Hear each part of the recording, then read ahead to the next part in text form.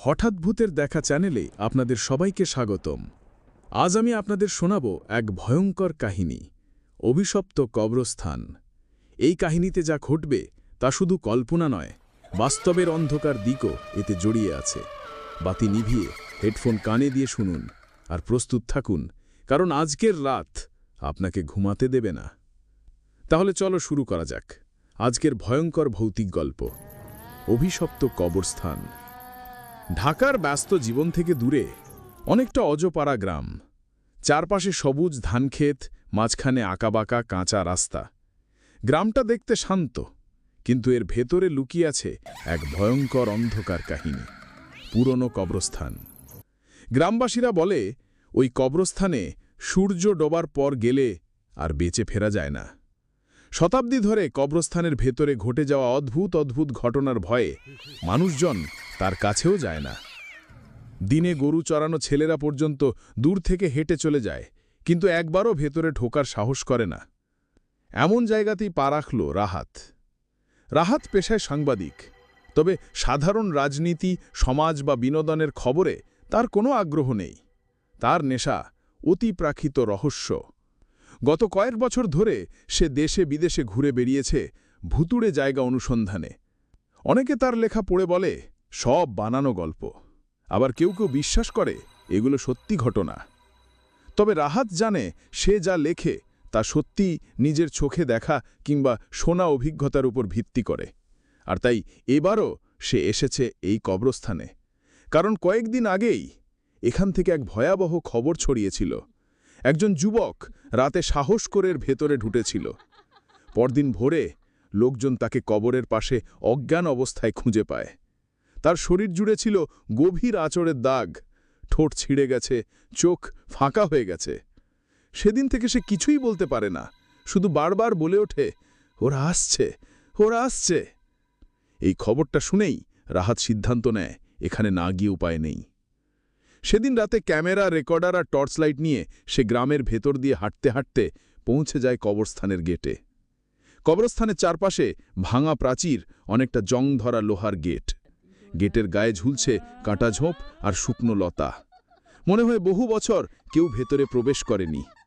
রাহাত হাত দিয়ে গেট ঠেলে ভেতরে ঢুকল। গেটের কড়কড়ে শব্দ শুনে মনে হলো কেউ যেন দাঁত কিড়মিড় করছে। ভেতরে ঢুকতেই বাতাস ভারী হয়ে গেল। এমন ঠান্ডা লাগতে শুরু করল যেন শীতের রাতে হঠাৎ বরফ পড়ছে। চারপাশে ভাঙা কবর, শুকনো ফুল আর পুরনো পাথরের ফলক। মনে হচ্ছে শত শত মৃত মানুষ একসাথে তাকিয়ে আছে তার দিকে। টর্চ লাইটটা অন করে সে হাঁটতে লাগল। প্রথমে কিছুই অস্বাভাবিক মনে হলো না, কেবল বাতাসে একটা অদ্ভুত গন্ধ, কখনো পচা ফুলের মতো, আবার কখনো আগরবাতির মতো। হঠাৎই টর্চ লাইট নিভে গেল, চারপাশ আধারে ডুবে গেল। রাহাত বারবার সুইচ চাপতে লাগল। কয়েক মুহূর্তের মধ্যেই আলো ফিরে এলো, কিন্তু তখন সে যা দেখল তার বুক কেঁপে উঠল।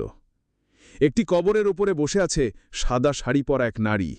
তার চুল এলোমেলো, মুখ নুয়ে আছে হাঁটুর ওপর। সে কাঁদছে। রাহাত স্থির হয়ে দাঁড়িয়ে রইল। নারীর কান্নার শব্দ যেন কবরস্থানের নিস্তব্ধতা ভেদ করে আকাশে ছড়িয়ে পড়ছে। একটু সাহস সঞ্চয় করে রাহাত বলল, আপনি কে? কোনো উত্তর নেই। নারীটা কেবল কাঁদতেই থাকল। হঠাৎ সে ধীরে ধীরে মুখ তুলল। রাহাতের বুক হিম হয়ে গেল। নারীর চোখ নেই, শুধু ফাঁকা গর্ত, আর সেখান থেকে টপ টপ করে রক্ত ঝরছে। ঠোঁট নড়ছে আর ফিসফিস করে সে বলল, আমাকে মুক্তি দাও, কেউ আমাকে মুক্তি দাও। রাহাত আতঙ্কে পিছাতে গিয়েই হোঁচট খেয়ে পড়ে গেল। মাটিতে হাত পড়তেই সে টের পেল কিছু একটা নড়ছে। তার সামনে কবরের মাটি ফুঁড়ে বেরিয়ে এলো একটা হাত, হরসার, কালছে, শুকনো এক হাত। তারপর আরও একটা, তারপর আরও অনেকগুলো। এক এক করে অগণিত হাত বেরিয়ে আসতে লাগলো মাটির নিচ থেকে। প্রতিটি হাত যেন মৃত মানুষের, হরসার, শুকনো, নখ লম্বা আর ধারালো। তারা রাহাতের পায়ে চেপে ধরল, ধীরে ধীরে তাকে টেনে নিচে নামাতে লাগল। রাহাত মরিয়া হয়ে হাত পা ছড়ে লড়াই করতে লাগল, কিন্তু হাতগুলো ক্রমশ শক্ত হচ্ছে। মনে হচ্ছে তাকে গিলে ফেলবে। হঠাৎ রাহাত টর্চ লাইটটা মাটির দিকে তাক করে ফেলল। আলো পড়তেই সব হাত হঠাৎ অদৃশ্য হয়ে গেল। মাটি একদম শান্ত, যেন কিছুই হয়নি। কিন্তু রাহাতের বুক ধড়ফড় করছে। সে জানে এ কেবল শুরু। দূরে গাছের আড়ালে দাঁড়িয়ে আছে একটা লম্বা ছায়া। তার মুখ দেখা যাচ্ছে না, কেবল দুটো চোখ আগুনের মতো জ্বলছে। ছায়াটা ধীরে ধীরে এগিয়ে আসছে। কোনো শব্দ নেই, কিন্তু বাতাস ভারী হয়ে উঠছে। রাহাত কাঁপা হাতে রেকর্ডার অন করল। কয়েক মুহূর্তের মধ্যেই কানে ভেসে এলো এক ভয়ঙ্কর কণ্ঠস্বর। তুই এসেছিস, তাই তুই আর ফিরবি না। ছায়াটা কাছে আসছে, কিন্তু তার পায়ের আওয়াজ নেই। চারপাশের বাতাস যেন ঘন হয়ে গেছে। টের পাওয়া যাচ্ছে শ্বাস নিতেও কষ্ট হচ্ছে। হঠাৎ রাহাত কানে পেল এক ধরনের ফিসফিস শব্দ। একজন নয়, যেন একসাথে অনেক মানুষ একসাথে কথা বলছে, কিন্তু শব্দগুলো অস্পষ্ট। সে কানে খাটিয়ে শুনতে চেষ্টা করল। ধীরে ধীরে শব্দগুলো স্পষ্ট হল। আমরা মুক্তি চাই, আমরা প্রতিশোধ চাই, আমরা রক্ত চাই। রাহাতের হাত থেকে প্রায় ক্যামেরা পড়ে যাচ্ছিল। সে হোঁচট খেয়ে সামনের একটা ভাঙা কবরের গায়ে ঠেকে দাঁড়াল। কিন্তু ভয় এখানেই শেষ নয়। কবরটার পাথরের ফলক ভাঙা। ফলকের অর্ধেকটা মাটির ভেতরে ডুবে আছে। আলোর ঝলকে রাহাত পড়তে পারল, মরিয়ম বেগম, মৃত্যু 1872। নিচে ইংরেজি হরফে লেখা, শি উইল রিটার্ন। রাহাতের গায়ে কাঁটা দিল। একটা কবরের ফলকে এভাবে লেখা কেন? আর মরিয়ম বেগম, এই নামটাই কি সেই সাদা শাড়িটির নাম? হঠাৎ পেছন থেকে ঠান্ডা হাওয়া এসে টর্চলাইট নিভিয়ে দিল। চারপাশ আবার আঁধারে ঢেকে গেল। রাহাত শুধু শুনতে পেল কারো হাঁটার শব্দ, মাটির ওপর টেনে আনা পায়ের আওয়াজ, তারপরেই তীক্ষ্ণ একটা হাসির শব্দ। সে আতঙ্কে কাঁপতে কাঁপতে রেকর্ডার কানে ধরল। সেখানে ভেসে আসছে, তোকে বলেছিলাম ফিরে যা, কিন্তু তুই এলি, তাই আজ তুইও আমার মতো। রাহাত চিৎকার করে উঠল, কে তুমি? তুমি কি চাও? অন্ধকার ফুঁড়ে এক মুহূর্তের জন্য ঝলক দেখা দিল। নারীটা দাঁড়িয়ে আছে, সামনেই, চোখ ফাঁকা, মুখ রক্তমাখা। সে হাত বাড়িয়ে বলল, আমাকে মুক্তি দাও। রাহাত হঠাৎ কানে পেল গ্রামের কারো বলা গল্প। কবরস্থানের পাশে এক বৃদ্ধা বলেছিল, বাবা, ওখানে যাবি না, এই কবরস্থান অভিশপ্ত। মরিয়ম নামের এক মেয়েকে এখানে কবর দেওয়া হয়েছিল, যাকে গ্রামের লোকেরা ডাইনি বলতো। তাকে জীবন্ত মেরে এখানে কবর দেওয়া হয়েছিল।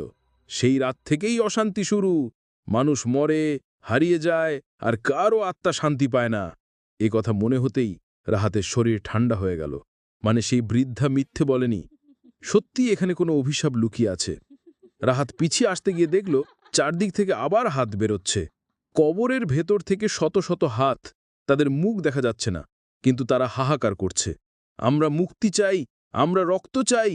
মাটির নিচ থেকে অর্ধেক দেহ উঠে আসছে, কঙ্কালসার দেহ, চোখের জায়গায় ফাঁকা গর্ত।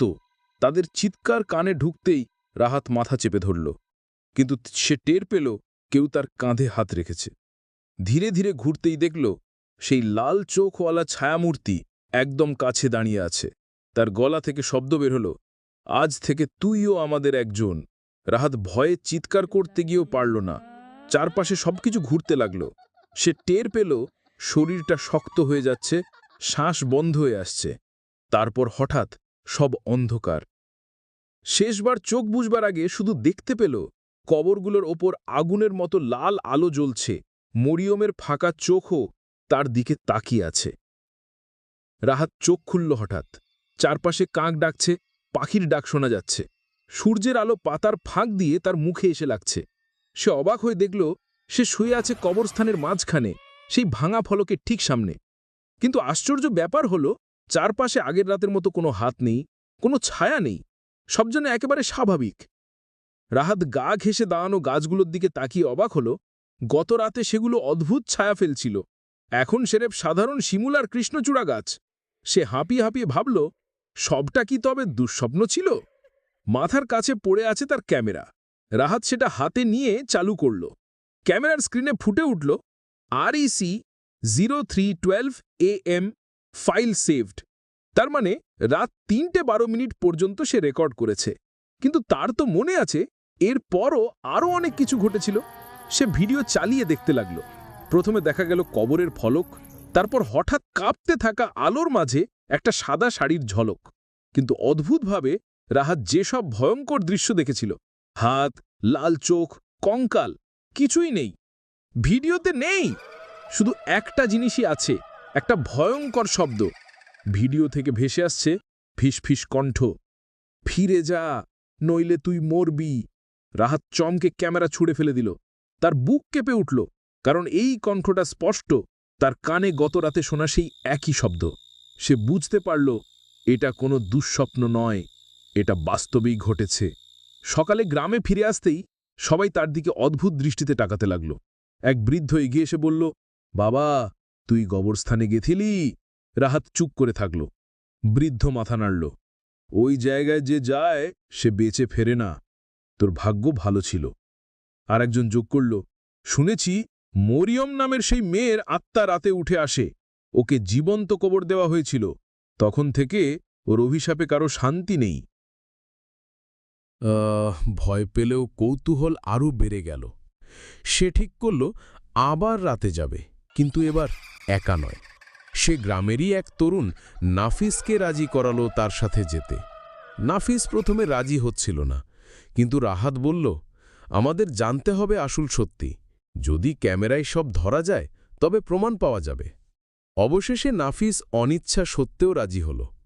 ঘড়ির কাঁটা যখন রাত 2:25, রাহাত আর নাফিস চুপি চুপি কবরস্থানের দিকে রওনা দিল। হাওয়া বইছিল ঠান্ডা, আকাশে মেঘ, চারপাশ নিস্তব্ধ, শুধু পোকামাকড়ের ডাক। কবরস্থানে ঢুকতেই হঠাৎ দুজনের গায়ে কাঁটা দিয়ে উঠল। একই সাথে শুনতে পেল তারা একটা মেয়ের কণ্ঠস্বর, তোমরা আবার এলে কেন? ফিরে যাও, ফিরে যাও। রাহাত আর নাফিস একে অপরের দিকে তাকালো। দুজনের চোখেই ভয়, কিন্তু পা যেন মাটি থেকে নড়ছে না। কণ্ঠটা এবার আরও কাছে থেকে ভেসে এলো, আমার ঘুম ভাঙিও না, ফিরে যা। নাফিস থরথর করে কাঁপতে লাগল। রাহাত, আমি আর থাকব না, আমি বাড়ি যাচ্ছি। রাহাত তার হাত চেপে ধরল, না, যদি আজ চলে যাই কাল আবার ফিরতে হবে, আমাদের জানতে হবে সত্যিটা। হঠাৎ চারপাশের বাতাস ঘন কুয়াশায় ঢেকে গেল। গাছের ডাল যেন ফিসফিস করে উঠল, পাতা কাঁপতে কাঁপতে অদ্ভুত শব্দ তুলল। রাহাত টর্চ জ্বালাতেই আলো কেটে গেল। ঠিক তাদের সামনে একটা সাদা আবছা ছায়া দাঁড়িয়ে। মুখ দেখা যাচ্ছে না, শুধু লম্বা চুল ঝুলছে সামনের দিকে। নাফিস ভয়ে চিৎকার করে উঠল, আল্লাহ, আল্লাহ! কিন্তু ছায়াটা 1 ইঞ্চিও নড়ল না, শুধু কণ্ঠস্বর, আমাকে মুক্তি দাও, আমাকে মুক্তি দাও। হঠাৎ রাহাতের চোখ পড়ল সেই ভাঙা ফলকের দিকে। মাটি যেন কাঁপছে, কবরের ভেতর থেকে কেউ নখ দিয়ে আঁচড়াচ্ছে। মাটির নিচ থেকে শোনা গেল খড়খড়, খচ খচ। নাফিস হাঁটু গেড়ে বসে পড়ল, চোখ বন্ধ করে দোয়া পড়তে লাগল। রাহাত কাঁপা হাতে ক্যামেরা চালু করল। ক্যামেরার লেন্সে দেখা গেল সাদা ছায়াটা ধীরে ধীরে কবরের দিকে এগিয়ে যাচ্ছে, যেন ওখানেই তার আসল ঠাঁই। ছায়াটা ঘুরে হঠাৎ রাহাতের দিকে তাকালো। চুল সরিয়ে দেখা গেল এক মেয়ের মুখ, কিন্তু সেই মুখে চোখ নেই। ফাঁকা কোটর থেকে শুধু কালো ধোঁয়া বেরোচ্ছে। সে চিৎকার করে উঠল, তুই যদি আবার আসিস তবে তোর মৃত্যু হবে। এক ঝটকায় বাতাস বইতে লাগল, টর্চ নিভে গেল, ক্যামেরার স্ক্রিন অন্ধকার হয়ে গেল। রাহাত আর নাফিস প্রাণপণে দৌড়াতে লাগল। গাছের ডাল, শুকনো ঝোপ তাদের আঁকড়ে ধরছিল, তবু তারা থামল না। অবশেষে যখন কবরস্থান ছেড়ে গ্রামে ফিরে এলো, তখন ভোরের আলো ফুটে উঠছে। দুজনেই হাঁপাতে হাঁপাতে মাটিতে বসে পড়ল। নাফিস কাঁপা গলায় বলল, রাহাত, আমি আর কোনো দিন ওখানে যাব না। ও মেয়েটা সত্যি, ও অভিশপ্ত। রাহাত চুপ করে বসে রইল। তার মনের ভেতর ভয় আর কৌতূহল একসাথে তীব্র হয়ে উঠেছে। ভোর হয়ে গেলেও রাহাতের ঘুম এলো না।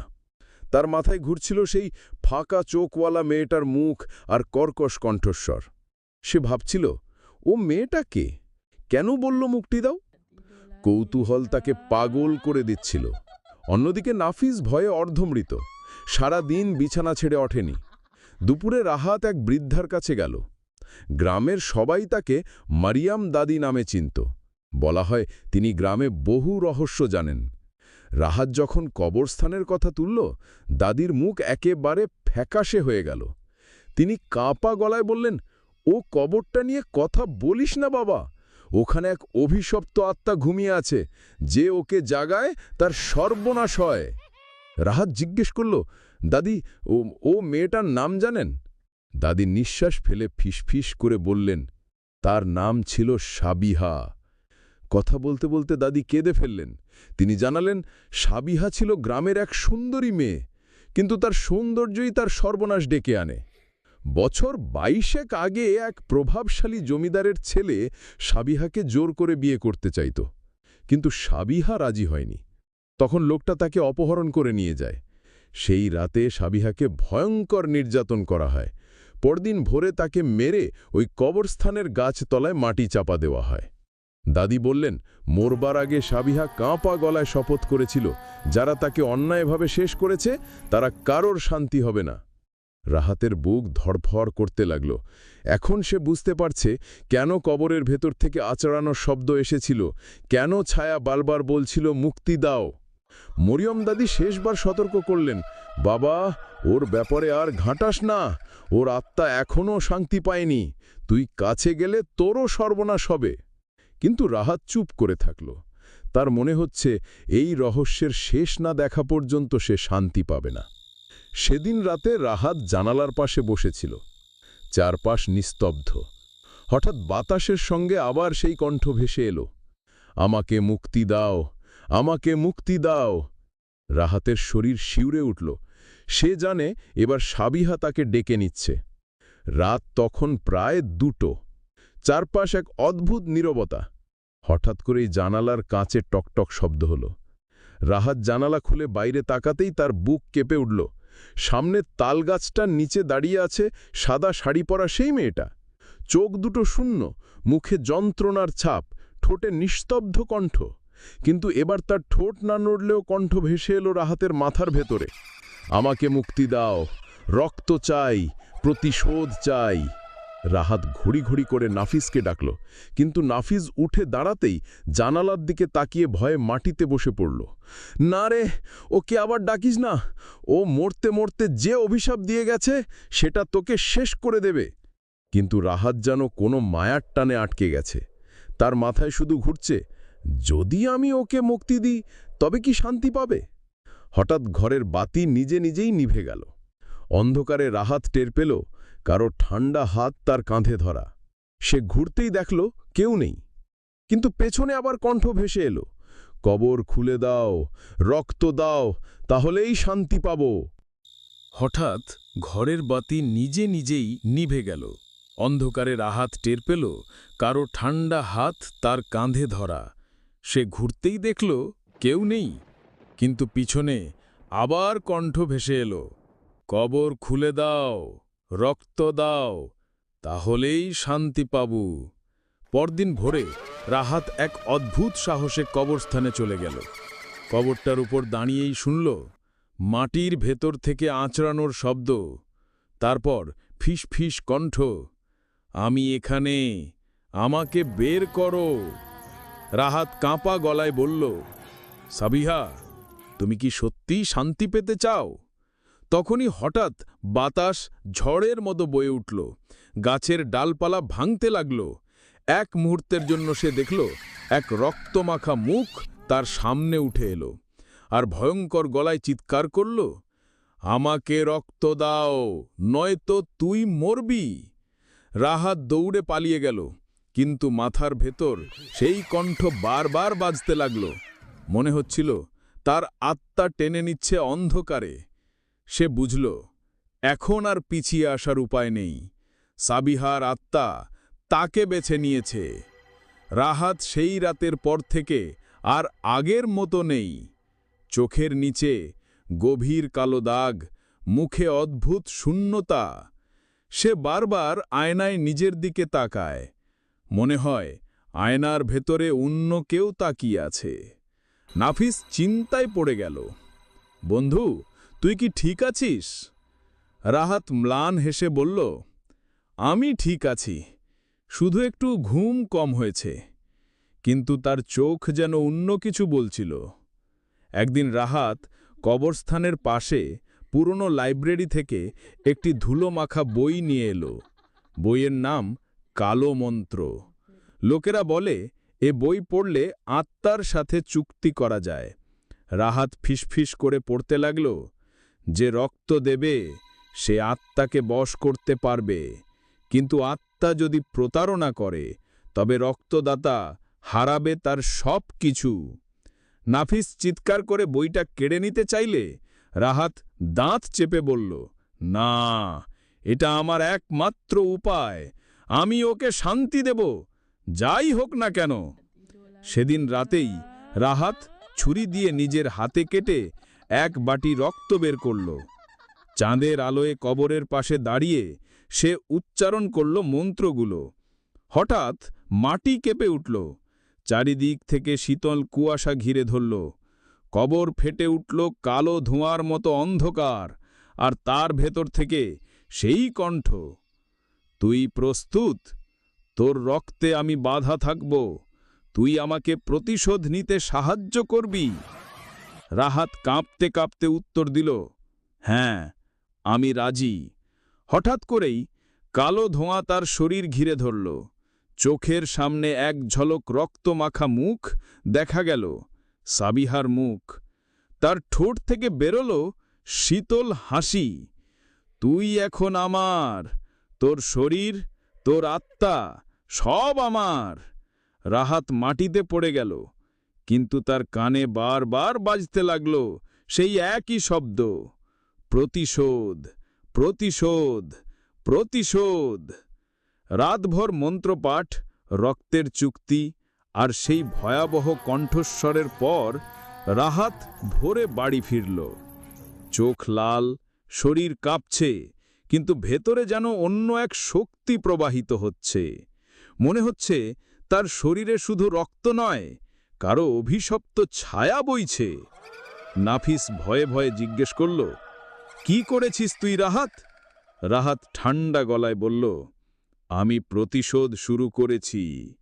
সেই দিন রাতেই অদ্ভুত কিছু ঘটল। সাবিহার হত্যাকারীদের মধ্যে একজন, বাচ্চু, হঠাৎ অদৃশ্য ছায়ার আঘাতে রাস্তায় ছিটকে পড়ল। তার গলায় দাগ, যেন অদৃশ্য হাত চেপে ধরেছিল। লোকেরা বলল, আল্লাহ বাঁচাও, ওর গলায় দম বন্ধ হওয়ার দাগ। কিন্তু কেউ কিছু বুঝল না। শুধু রাহাত দূর থেকে দাঁড়িয়েছিল, চোখে এক শীতল আলো, ঠোঁটে ফিসফিস, এটাই প্রথম। এরপর থেকে প্রতি রাতেই রাহাতের পাশে সাবিহার ছায়া ভেসে উঠতে লাগল। সে নির্দেশ দেয় কাকে হত্যা করতে হবে, কাকে শাস্তি দিতে হবে।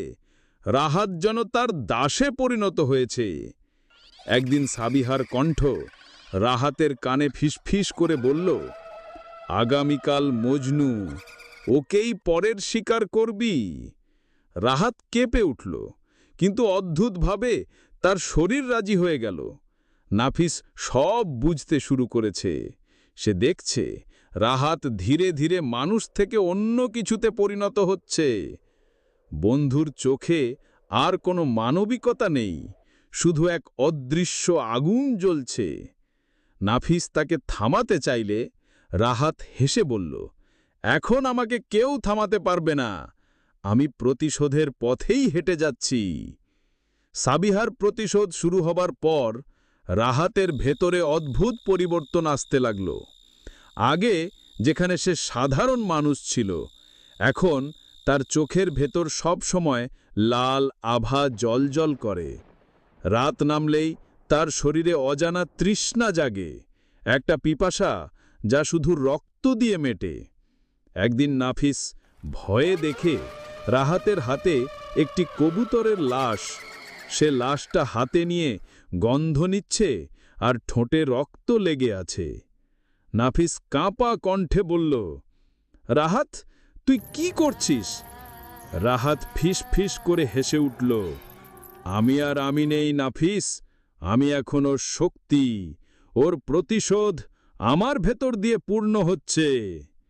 মজনু, সেই জল্লাদ যে সাবিহাকে প্রথম মেরেছিল, সেদিন রাত 12টার সময় সে মদের আসরে বসেছিল। হঠাৎ বাতাস নিস্তব্ধ হয়ে যায়, বাতি নিভে যায়, কেউ নেই, তবু যেন অদৃশ্য কেউ দাঁড়িয়ে আছে। মজনুর বুকের ওপর হঠাৎ চাপ পড়ে। সে চিৎকার করতে গিয়ে গলা থেকে শব্দ বের করতে পারল না। অদৃশ্য হাত তার বুক চেপে ধরল। ঠিক তখনই রাহাত দরজার বাইরে দাঁড়িয়ে চোখ বন্ধ করে মন্ত্র জপ করছে। দূরে যেন সাবিহার আত্মা হেসে উঠল। মজনুর মৃত্যু হল ভয়ঙ্করভাবে। তার বুক ফেটে রক্ত বেরিয়ে এলো আর মুখ বিকৃত হয়ে গেল। এমন মৃত্যু একের পর এক ঘটতে লাগল। যারা সাবিহাকে হত্যা করেছিল তারা সবাই একে একে শিকার হতে শুরু করল। কেউ গলায় ফাঁস লেগে মারা গেল, কেউ রাতের অন্ধকারে কুয়োর জলে ডুবে গেল, আবার কেউ আগুনে পুড়ে ছাই হয়ে গেল। লোকেরা ফিসফিস করে বলতে লাগল, এটা সাবিহার আত্মার প্রতিশোধ। ও এখন কারোর রক্ত ছাড়া শান্ত হবে না। কিন্তু রাহাতের ভেতরেও দ্বন্দ্ব শুরু হল। একদিকে প্রতিশোধের নেশা, অন্যদিকে তার মানবিকতা। নাফিস বারবার বলছে, থাম রাহাত, এটা তুই না, এটা একটা অভিশাপ। কিন্তু রাহাত শুধু হেসে ফিসফিস করে বলল, আমি আর থামতে পারবো না। আমার ভেতর আগুন জ্বলছে। এটা শুধু প্রতিশোধ নয়, এটা আমার নেশা হয়ে গেছে। রাত তখন অমাবস্যা, আকাশ কালো, চারপাশ নিস্তব্ধ। শুধু দূরে কবরস্থানের দিক থেকে কাকের কর্কশ ডাক শোনা যাচ্ছে। রাহাত কবরস্থানের মাঝখানে দাঁড়িয়ে, তার চোখ লাল হয়ে জ্বলছে, শরীর কাঁপছে। অদৃশ্য শক্তি যেন তাকে টেনে আনছে। হঠাৎ মাটির ভেতর থেকে ঠান্ডা বাতাস বেরিয়ে এলো। সেই বাতাসে সাবিহার ছায়া ভেসে উঠল। তার মুখে শোক আর রক্তমাখা হাসি একসাথে। সে ফিসফিস করে বলল, রাহাত, এখন সময় এসেছে চুক্তির। তুই যদি আমাকে সম্পূর্ণ মুক্তি দিতে চাস, তাহলে তোর আত্মা আমার হাতে দিতে হবে। রাহাত প্রথমে কেঁপে উঠল। সে বলল, না, আমি তোকে মুক্তি দিতে চাই, কিন্তু আমার আত্মা। সাবিহার ছায়া হেসে উঠল। তুই বুঝিস না রাহাত, তুই আমার হাতে আত্মা দিলে আমি তোর ভেতর দিয়ে বাঁচব। তুই হবে আমার পথ, আমার অস্ত্র, আমার প্রতিশোধের আগুন। ঠিক তখনই কবরস্থানের পাথরের ওপর লাল আগুন জ্বলে উঠল। অদৃশ্য একটা দরজা তৈরি হল। সেই দরজার ওপাশে শুধু অন্ধকার আর হাজারো আত্মার আর্তনাদ শোনা যাচ্ছে। নাফিস দৌড়ে এসে চিৎকার করল, রাহাত থাম, এটা একটা ফাঁদ। তুই যদি আত্মা দিয়ে দিস, তুই আর মানুষ থাকবি না, তুই হয়ে যাবি অভিশপ্ত দানব। রাহাত কাঁপতে কাঁপতে চোখ বন্ধ করল। তার কানের সাবিহার কণ্ঠ ভেসে এলো, আমাকে ছাড়া তুই বাঁচবি না, আমাকে না দিলে তুই হারিয়ে যাবি। রাহাত কেঁদে উঠল, কিন্তু হাত বাড়িয়ে দিল। লাল আগুনের ভেতর তার হাত ডুবে গেল, আর সাবিহার ছায়া তার শরীরে প্রবেশ করল। চুক্তি সম্পূর্ণ হল। রাহাতের শরীর হঠাৎ কেঁপে উঠল, তার মুখে অদ্ভুত হাসি ফুটে উঠল, চোখ থেকে আগুন ঝরতে লাগল। সে ধীরে ধীরে ফিসফিস করে বলল, এখন থেকে আমি আর রাহাত নই, আমি সাবিহার প্রতিশোধ। চারপাশে বাতাস হু হু করে বয়ে গেল, গাছপালা কেঁপে উঠল, মাটি ফেটে গেল। দূরে গ্রাম থেকে শোনা গেল কুকুরের আতঙ্কিত চিৎকার। চুক্তি সম্পূর্ণ হবার পরদিন ভোরে পুরো গ্রামে এক অদ্ভুত নীরবতা নেমে এলো। পাখিরা ডাকছিল না, মোরগের ডাক শোনা যাচ্ছিল না, শুধু শীতল হাওয়া বইছিল চারদিকে। লোকজন সকালে ঘুম থেকে উঠে অবাক হয়ে দেখল, গাছের ডালপালা হঠাৎ শুকিয়ে গেছে, কুয়োর পানি লালচে রঙে রূপ নিয়েছে, আর বাতাসে মৃতদেহের গন্ধ ছড়িয়ে আছে। গ্রামের বুড়ো মোল্লা সবাইকে ডেকে বললেন, এটা অশুভ শক্তির লক্ষণ, আমাদের কারোর আত্মা দানবের হাতে গেছে। মানুষজন আতঙ্কিত হয়ে পড়ল। কারো মুখে কিছু নেই, শুধু ভয়ে বড় বড় চোখ। শিশুরা কাঁদছে, গৃহবধূরা দরজা জানালা বন্ধ করে দিয়েছে। কিন্তু এই ভয়ের মাঝেই রাহাত গ্রামের রাস্তায় হাঁটছিল। তার চোখে অদ্ভুত আগুন জ্বলছিল, আর তার ছায়ার ভেতরে সাবিহার মুখ স্পষ্ট দেখা যাচ্ছিল। হঠাৎ গ্রামের এক যুবক দৌড়ে এসে রাহাতকে গালমন্দ করল। সে বলল, তুই অভিশাপ নিয়ে এসেছিস, তুই শয়তান। রাহাত শুধু তাকালো, আর সেই যুবকের শরীর মাটিতে পড়ে গেল। তার গলা থেকে রক্ত ছুটে বেরোতে লাগল। গ্রামের সবাই চিৎকার করে পালালো। কেউ একজন কাঁদতে কাঁদতে বলল, এটা রাহাত না, এটা শয়তান। রাত নামতেই গ্রামটা একেবারে মৃত হয়ে গেল। বাড়ির ভেতরে মানুষ লুকিয়ে আছে, কেউ আলো জ্বালাতে সাহস পাচ্ছে না। বাতাসে শুধু ভৌতিক কান্না আর কুকুরের হাহাকার ভাসছে। রাহাত হাঁটছিল গ্রামের মাঝের মাঠে, তার সাথে যেন শত শত ছায়া ভেসে বেড়াচ্ছে। কবরস্থানের অশুভ শক্তি পুরো গ্রামকে গ্রাস করে ফেলেছে। অভিশপ্ত রাত কেটে ভোর হবার আগে গ্রামের বেঁচে থাকা মানুষজন একত্র হলো পুরনো মসজিদের আঙিনায়। সবার চোখে আতঙ্ক, তবু লড়াই করার একরাশ জেদ। বৃদ্ধ মোল্লা কাঁপা গলায় বললেন, আজ রাতেই সিদ্ধান্ত হবে, না হলে পুরো গ্রাম ধ্বংস হয়ে যাবে। তারা নিলেন শেষ চেষ্টার পরিকল্পনা। আল্লাহর নাম, কোরআনের তিলাওয়াত আর আগুন দিয়ে অশুভ শক্তিকে ধ্বংস করা। মধ্যরাত পেরোতেই রাহাত আবার হাজির হলো গ্রামের মাঠে। তার চোখ জ্বলছে আগুনের মতো, আর তার পিছনে দাঁড়িয়ে আছে শত শত মৃত আত্মার ছায়া। গ্রামের মানুষ চিৎকার করে উঠল, ওকে থামাও, না হলে কেউ বাঁচবে না। কিছু যুবক মশাল নিয়ে ঝাঁপিয়ে পড়ল, কিন্তু রাহাত হাত তুলতেই তারা আকাশে উড়ে গিয়ে ছিটকে পড়ল মাটিতে। মোল্লা দাঁড়িয়ে সুর করে কোরআন তিলাওয়াত শুরু করলেন। শব্দটা চারদিকে ছড়িয়ে পড়তেই রাহাতের শরীর কাঁপতে লাগল। তার ভেতর থেকে ভয়ঙ্কর গর্জন শোনা গেল। হঠাৎ রাহাত নিজের বুক চেপে ধরে চিৎকার করে উঠল, না, আমাকে কেউ থামাতে পারবে না। তখনই গ্রামের এক বালক দৌড়ে এসে আগুনের মশাল রাহাতের গায়ে ছুড়ে দিল। সঙ্গে সঙ্গে আগুন ছড়িয়ে পড়ল, আর রাহাত চিৎকার করতে করতে ভেতর থেকে ছিঁড়ে গেল। তার ভিতর থেকে সাবিহার ছায়া বেরিয়ে এসে অন্ধকারে মিলিয়ে গেল। রাহাত মাটিতে লুটিয়ে পড়ল, আর তার শরীর ছাই হয়ে গেল। ভোরের আলো ফুটতেই গ্রামের আকাশ আবার স্বাভাবিক হল। কুয়োর পানি পরিষ্কার হয়ে গেল। গাছের ডালে আবার কাক ডাকতে শুরু করল, কিন্তু গ্রাম জুড়ে পড়ে রইল ডজন ডজন মৃতদেহ।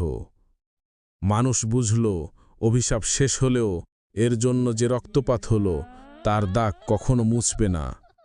অভিশাপ থেমে গেছে বটে, কিন্তু সেই কবরস্থানের রাত আর কখনো কেউ ভুলতে পারবে না। কারণ অভিশপ্ত আত্মারা হয়তো চলে গেছে, কিন্তু তাদের ছায়া আজও ভেসে বেড়ায় অন্ধকারে।